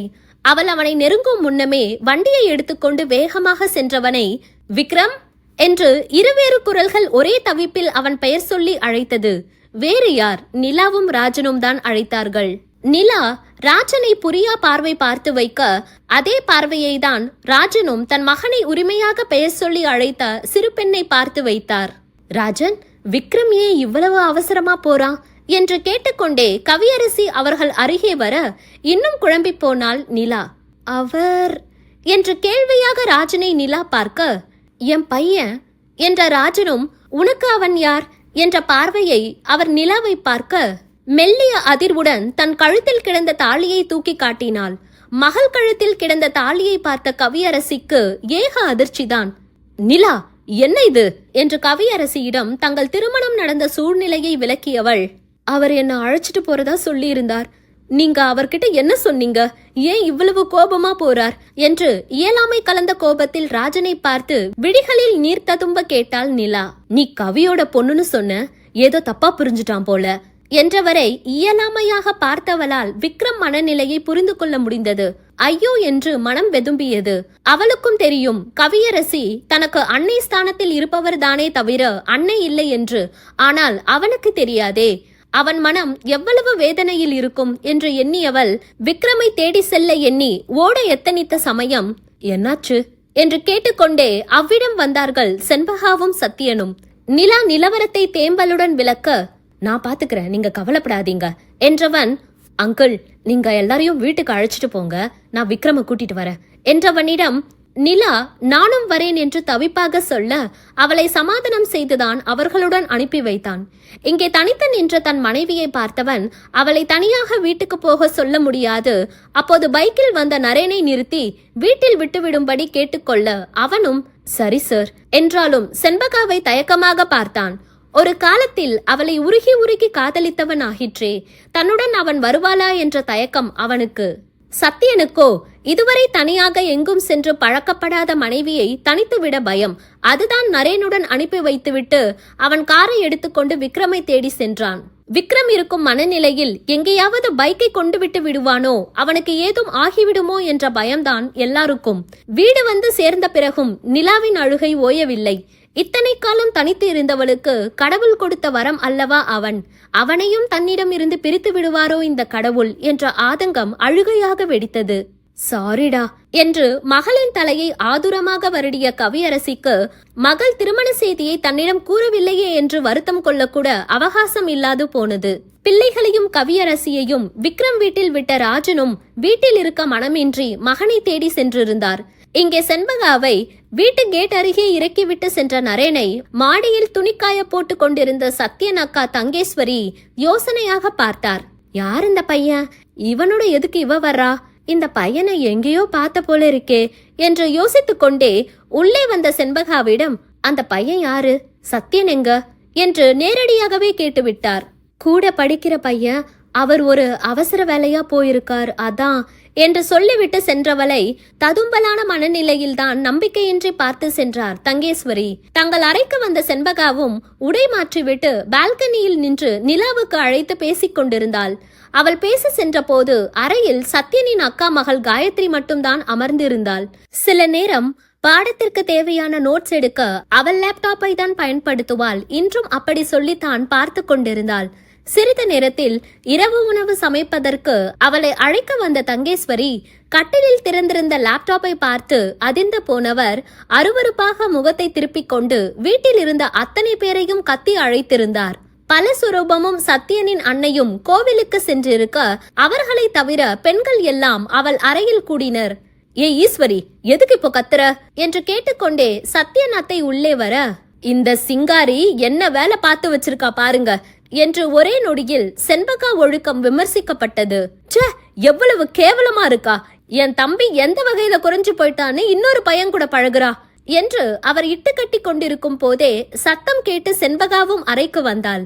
எதற்கு கத்துகிறார், தன்னை ஏன் திட்டுகிறார் என்று எதுவும் அவளுக்கு புரியவில்லை. புரியா பார்வை பார்த்தபடி அமைதியாக வந்து நின்றவள் தலைமுடியை பிடித்து இழுத்து வந்து லேப்டாப்பை காட்டியவர், என்னடி இது என்று கேட்க அவர் ஆக்ரோசமாக பிடித்த தலையோ வலிக்க, ஆ விடுங்க என்ன என்றவள் அவர் லேப்டாப்பை காட்டவும் என்ன என்ற யோசனையில்தான் அதிலிருந்த உருவத்தை பார்த்தாள். பார்த்தவள் கருமணிகள் இரண்டும் தெரித்து வெளிவரும் அளவிற்கு அதிர்ந்து போனாள். அவள் உருவம்தான் அதில் இருந்தது. ஆனால் மிகவும் மோசமான நிலையில், அரை நிர்வாணமாக.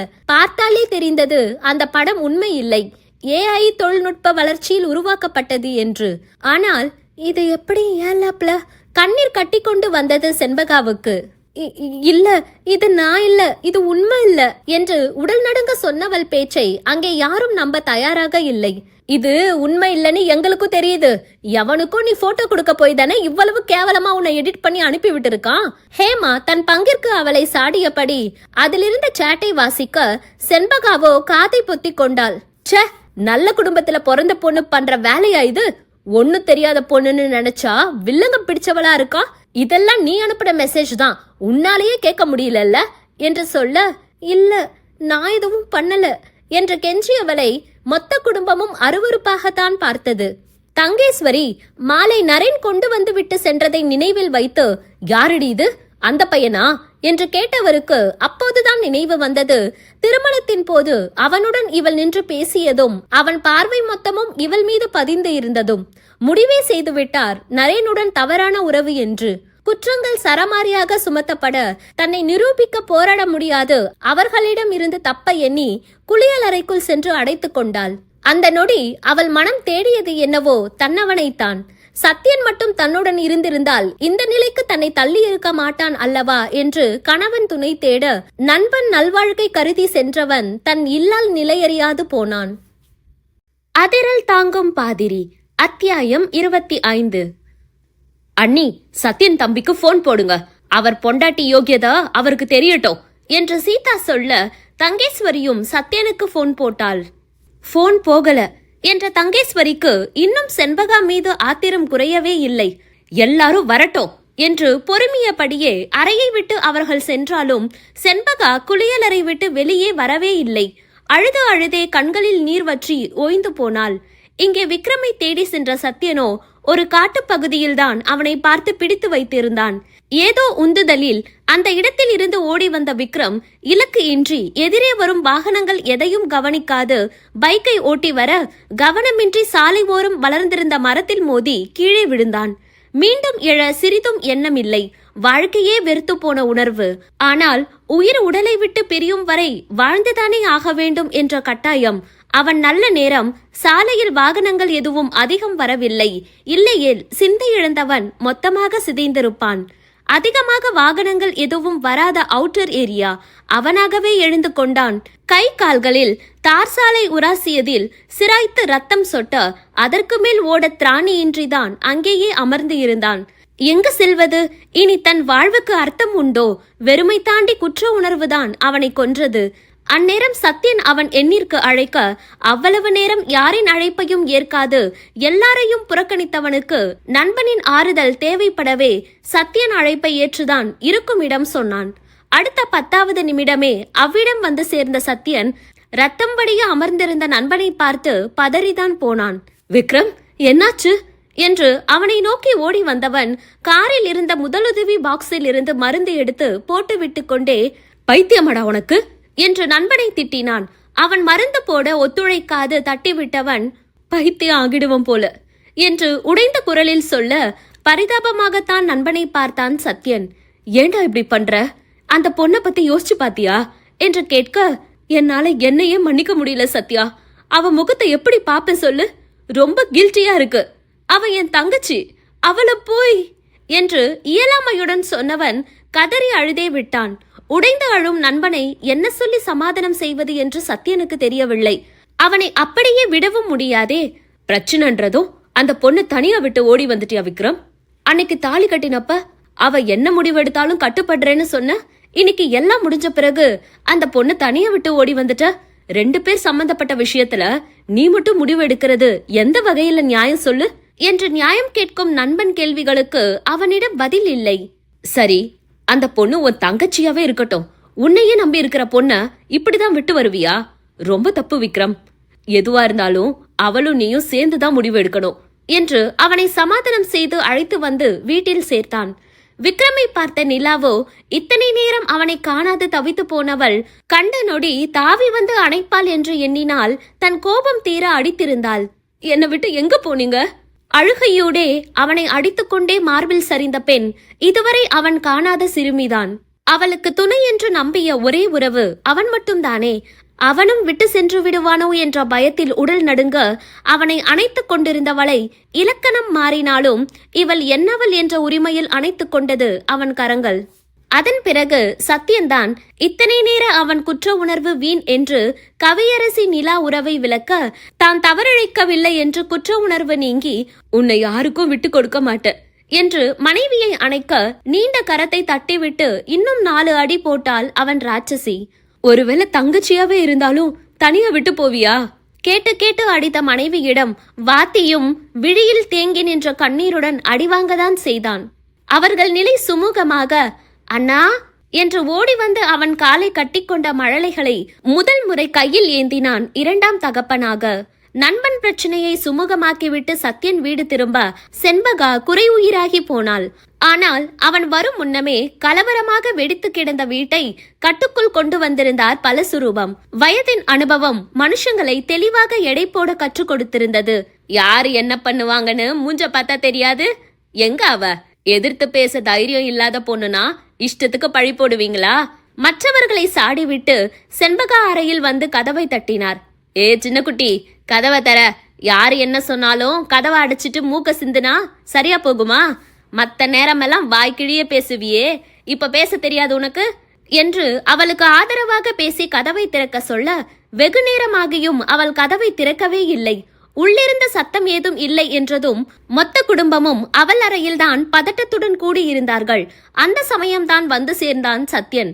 எல்லாரும் தன் அறையில் நிற்கவே யோசனையாக வந்தவன், என்னாச்சு என்று கேட்க என்ன சொல்வார்கள்? அவன் அக்காவும் அண்ணிகளும் தலையை குனிந்து கொண்டார்கள். பலஸ்வரூபம்தான் நிகழ்ந்த கலவரத்தை மேட்டப்ல சொன்னார். அவ்வளவுதான். இத்தனை நாள் யாரும் பாராத சத்யனின் ருத்ர தாண்டவத்தை மொத்த வீடுமே கொலை நடுங்க பார்த்தது. என் பொண்டாட்டி எப்படின்னு எனக்கு தெரியும். சும்மா அவ மேல பழி போட உங்களுக்கு என்ன உரிமை இருக்கு? கண்கள் சிவக்க கர்ஜித்தவன் குரலில் நடுங்கித்தான் போனார்கள் அவள் மனையாளை குறை சொல்லிய பெண்டினங்கள். அவர்களுக்கு பாடம் புகட்டுவதை விட இப்போது தன் மனைவி நிலைதான் மேலாக தோன்ற, செண்பகா கதவு தெர என்று இவனும் கதவை தட்டி பார்த்து திறக்காது போகவே உடைத்துவிட்டே உள்ளே நுழைந்தான். அழுது வீங்கிய கண்களுடன் குளியலறைக்குள் மயங்கி சரிந்திருந்தாள் அவன் காரிகை. அவள் மூச்சு பேச்சின்றி கிடக்க பதறி போனது எல்லாருக்கும். செண்பகா பதறி போய் அவளை குளியலறையில் இருந்து தூக்கி வந்து மெத்தையில் கிடத்தியவன் அவள் கன்னத்தை தட்டி சுயம் பெற செய்ய முயல பலசுரூபம் சில்லிட்டிருந்த அவள் கைகளையும் உள்ளங்காலையும் சூடு பறக்க தேய்த்து விட்டு கொண்டிருந்தார். சத்யனின் மாமாதான் ஓடி சென்று கையோடு மருத்துவரை அழைத்து வந்திருந்தார். மருத்துவர் பரிசோதித்து விட்டு, பயப்பட ஒன்னும் இல்ல, கொஞ்சம் பயந்திருப்பாங்க போல, அதான் டீஹைட்ரேட் ஆகி மயங்கிருக்காங்க, கொஞ்ச நேரம் ரெஸ்ட் எடுத்தா சரியாகிடுவாங்க என்று சொல்லி சென்றார். செண்பகா கண் விழிக்கும் வரை மயான அமைதிதான் வீட்டில் நிலவியது. அவன் பொண்டாட்டி தப்பு பண்ணா, அதை தானே நம்ம சொன்னோம். ஏதோ உத்தமி மேல வீண் பழி போட்டது போல குதிக்கிறார். தங்கேஸ்வரி காதில் ஹேமா கிசுகிசுக்க, சும்மா ஒண்ணு பழி சொல்லல, ஆதாரம் இருக்கு, அவ கண்ணு முழிக்கட்டும், இருக்கு அவளுக்கு என்று அத்தனை வன்மத்துடன் தான் நின்றிருந்தார்கள் இருவரும். சத்யனை தவிக்க வைத்து சில மணி நேரம் கழித்தே கண்களை திறந்தாள் செண்பகா. கண்களை திறந்தவள் முன்னே சத்யன்தான் அவள் கைகளை பற்றி கொண்டு அமர்ந்திருந்தான். அவனை பார்த்தவள் அவன் தன்னை பற்றி என்ன நினைப்பான் என்ற தயக்கம் ஏதுமின்றி தன் உயிரையே நேரில் கண்டது போல் தாவி வந்து தஞ்சம் கொண்டாள் அவன் மார்பில். நான் எதுவும் பண்ணல, சத்தியமா அந்த படம் எப்படி வந்துச்சுன்னு எனக்கு தெரியாது என்று அழுத மனைவி முதுகை வருடி விட்டவன், ஒன்னும் இல்ல, ஐ ட்ரஸ்ட் யூ என்று சமாதானம் செய்ய அங்கே நின்றிருந்த பல சுரூபம், எதுக்கு இப்ப கண்ணை கசக்கிட்டு இருக்க, மொச பிடிக்கிற நாய மூஞ்ச பார்த்தா தெரியாது என்ற அவர் அதட்டலில் கூட அவளுக்கான ஆதரவை உணர்ந்தாள் பெண்ணவள். வீட்டில் எல்லாரும் தன்னை தவறாக நினைத்து விட்டார்கள் என்று மனதால் மடிந்து போனவளுக்கு நாங்க இருக்கோம் உனக்கு ஆதரவாக என்பது போல் சத்யனின் அம்மாவும் சித்தியும் அவள் அருகே நிற்க கண்ணீர் பெருக்கெடுத்தது அவளுக்கு. அவர்கள் செண்பகாவுக்கு ஆதரவாக நிற்கவும், அப்ப நான் சொல்றது என்ன பொய்யா என்ற ஆதங்கம் தங்கேஸ்வரிக்கு. நாங்க ஒன்னும் உன் பொண்டாட்டி மேல ஆதாரம் இல்லாம பழி போடல, இது அவள் ஆப் தானே, இது அவளோட போட்டோ தானே என்று கேட்டு குறுஞ்செய்தி உரையாடல்கள் புகைப்படம் எல்லாம் காட்ட அவமானத்தில் தலையை குனிந்து கொண்டாள் செண்பகா. கண்கள் சிவக்க அதை பார்த்தவன் தலை குனிந்த மனைவி நாடியை பற்றி நிமிர்த்தி, தப்பு செய்யாம தலகுனிய கூடாது என்று சொல்லிக் கொண்டே எழுந்தவன், இந்த வேலையை யார் பார்த்திருப்பாங்கன்னு எனக்கு தெரியும்கா என்றவன் பார்வை அங்கே கூட்டத்துடன் நின்றிருந்த காயத்ரி மீதுதான் பதிந்தது. காயத்ரி என்று உரக்க அழைக்க திடுக்கிட்டு போனாள் பெண்ணவள். இந்த வேலையை பண்ணது யாரு என்று அடக்கப்பட்ட கோபத்தில் கேட்க அரண்டு நடுங்கிக் கொண்டிருந்தவளை ஓடி சென்று அணைத்துக் கொண்டாள் அவள் தாய் தங்கேஸ்வரி. என்னடா உன் பொண்டாட்டி பண்ண தப்ப மறைக்க என் பொண்ணு மேல பழி போடுறியா என்று சொன்னவரை சினம் பொங்க பார்த்தவன், காயத்ரி, நான் உன்கிட்ட தான் கேட்டுட்டு இருக்கேன், இந்த வேலைய யார் பண்ணது என்று அரை அதிர கத்தியவன் உருமலில் நடுங்கி போனாள். ஆனாலும் அன்னை காக்கும் தைரியத்தில், இல்ல எனக்கு தெரியாது என்று வார்த்தைகள் நடுங்கியபடி வெளிவந்தது. உனக்கு தெரியாது என்று கேட்டுக்கொண்டே அவளை எரிக்கும் பார்வை பார்த்தவன் யாரும் சுதாரிக்கும் முன் அவள் கன்னத்தில் அறைந்திருந்தான். அம்மா என்று அலறியபடி காயத்ரி கன்னத்தை பொத்திக்கொண்டு அவனை பார்க்க, சத்யா என்று கோபமாக தம்பியை எரித்த அக்காவை பார்வையில் அடக்கியவன், இந்த அறைய நான் அன்னைக்கே உனக்கு தந்திருக்கணும், சின்ன பிள்ளைங்க தானே, அவங்களுக்கு என்ன தெரியும், பெருசா என்ன பண்ணிட போறாங்கன்னு அவங்க கையில போன் லேப்டாப் எல்லாம் கொடுக்கறோம். வீட்ல இருக்கிறத விட பிள்ளைங்க ஸ்கூல் ஃப்ரெண்ட்ஸ்னு வெளியே இருக்க நேரம் தான் அதிகம். நீ என்னதான் நம்ம குழந்தை சின்ன பொண்ணு தானேன்னு பொத்தி பொத்தி வளர்த்தாலும் வீட்டை விட வெளியே அவ கத்துக்கிறது தான் அதிகம். சேர்க்க சரியில்லைன்னா உன் மொத்த வளர்ப்பும் வீண் தான். இங்க இணையதளத்துல நல்லது மட்டும் இல்ல, கெட்டதும் கொட்டி கிடக்கு. அவ கெட்டு போக வீட்டு பொண்ணு மேல நம்பிக்கை வைக்கணும் தான், ஆனா கண்ணை மூடிட்டு நம்ப கூடாது. கெட்டது பண்ண நிறைய ஆப் இருக்க போல அந்த கெட்ட விஷயம் அவங்க கண்ணுல படாம தடுக்கவும் அதே இணையதளத்துல சொல்யூஷன் இருக்கு. உண்மையை சொல்லு காயத்ரி என்று அன்னை பின்னால் ஒளிந்திருந்தவளை முன்னால் இழுத்து கையை ஓங்க அரண்டு போனவள் உண்மையை எல்லாம் ஒப்புக்கொண்டாள். நான் தான் பண்ணேன், ஆனா அவங்க போட்டோ நான் அனுப்பல, அவங்க மெயில் ஐடியில இருந்து அவனே எடுத்திருக்கான் என்று சொல்லி அழ பின்னால் இருந்து அவள் முதுகில் பொத் பொத் என்று 4 அடியை போட்டார் தங்கேஸ்வரி. யாரடி அவன் என்று கோபமாக கேட்க, எனக்கு தெரியாது, அது ஒரு வெப்சைட் சாட்டிங் பண்றதுக்காக என்று சொன்ன மகளை என்ன சொல்வது என்று முழி பிதுங்கி நெஞ்சில் கை வைத்து தள்ளாடிய தங்கேஸ்வரியை பிடித்து கொண்டார் அவள் கணவர். என்னங்க சொல்றா இவ, முன்ன பின்ன தெரியாத பையன் கூட அந்த மாதிரி எல்லாம் பேசியிருக்கா என்று சொன்னவரின் மனமோ மகளை எண்ணி தவித்து போனது. இப்போ உள்ள பிள்ளைங்க எங்க இருந்துதான் இதெல்லாம் கத்துக்கிறாங்களோ, ரொம்ப மோசமா இருக்காங்க. ஹேமாவும் சீதாவும் தான் குறைப்பட்டு கொண்டார்கள். இதுதான் உலகம், யாராவது ஒருவரை குறை சொல்லிக் கொண்டேதான் இருக்கும். தன் கணிப்பு தவறு, அதற்காக தாங்கள் பேசியது தவறு என்று மன்னிப்பு கூட கேட்க மனம் வராது. அடுத்த நபர் மீது சாடல் பேச்சு தொடர்ந்து கொண்டேதான் போகும்.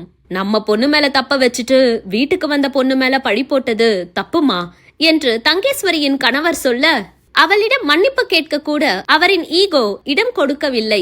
மகளை இழுத்துக்கொண்டு தங்கள் அறைக்கு சென்றவர் அவளை அடி வெளுத்து விட்டார். இங்கே மற்றவர்களை குற்றப்பார்வை பார்த்த சத்யன், நான் இல்லனா என் பொண்டாட்டிய என் வீட்டு ஆட்கள் நல்லா பாத்துப்பாங்கன்னு நம்பிதானே விட்டுட்டு போன, ஆனா கொஞ்ச நேரத்துல அவளை என்னெல்லாம் பண்ணிட்டீங்க என்று ஆதங்கமாக சொன்னவனை பார்த்து தலைகுனிந்து கொண்டார்கள் எல்லாரும். என் பொண்டாட்டிக்கு பாதுகாப்பு இல்லாத இந்த வீட்ல இனியும் நாங்க இருக்க மாட்டோம் என்று பெட்டியில் துணிகளை அள்ளி போட்டுக்கொண்டு கிளம்ப இருந்தவனை பலஸ்வரூபமும் மற்றவர்களும் தடுத்தாலும் அவன் கேட்கும் நிலையில் இல்லை. வா செண்பகா என்று மனைவி கையை பிடிக்க அவளோ அசையாது நின்று அவனை பார்த்தாள். குடும்பம்னா பிரச்சனை வரதான் செய்யும், அதுக்காக அத்துக்கிட்டு போக நினைக்க கூடாது.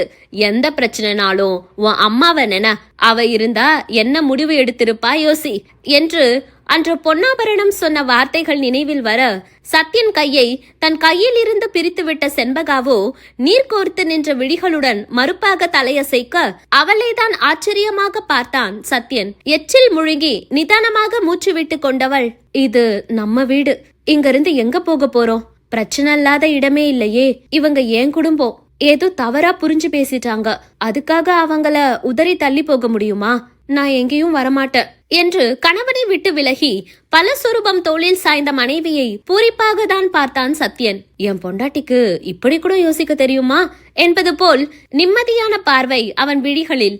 என் வீடு உங்க வீடு என்று பிரித்து பேசியவள் நம் வீடு என்கிறாளே, அவள் மந்தம்தான், ஆனாலும் நல்ல மனம் கொண்டவளாகிற்றே. அந்த பொம்பளை ஒத்த மனுஷியா அந்த குடும்பத்தை இத்தனை வருஷம் காத்து வச்சிருக்கு. நீ ஒருத்தி அத்துட்டு வந்தா கூட அவங்க எல்லார் தியாகமும் பொறுமையும் வீண் என்று அன்று பொன்னாபரணம் சொன்ன வார்த்தைகளை ஆணித்தனமாக மனதில் பதிந்து கொண்டாலே. பலஸ்வரூபம் கூட இந்த வீடே வேணாம் என்று கழண்டு ஓட எண்ணாது என் குடும்பம் தானே என்று தன் கரம் பற்றிய பெண்ணை என் தேர்வு என்றும் தவறுவதில்லை என்று கர்வமாக தான் பார்த்தார். அவ்வளவுதான், இன்றைய சினிமா முடிஞ்சு இடத்தை காலி பண்ணுங்க என்பது போல ஹேமாவும் சீதாவும் பெருமூச்சு விட்டு கிளம்பி விட்டார்கள். இதுதான் உலக வழக்கம். சுவாரஸ்யம் இருக்கும் வரை அந்த இடத்தில் அந்த சம்பவத்தை மீண்டும் மீண்டும் அசை போடும் வாயோ சுமூகமான பிறகு இதை பத்தி பேசி இனி என்ன ஆக போகுது என்று ஏமாற்றமாக தான் திரும்பும்.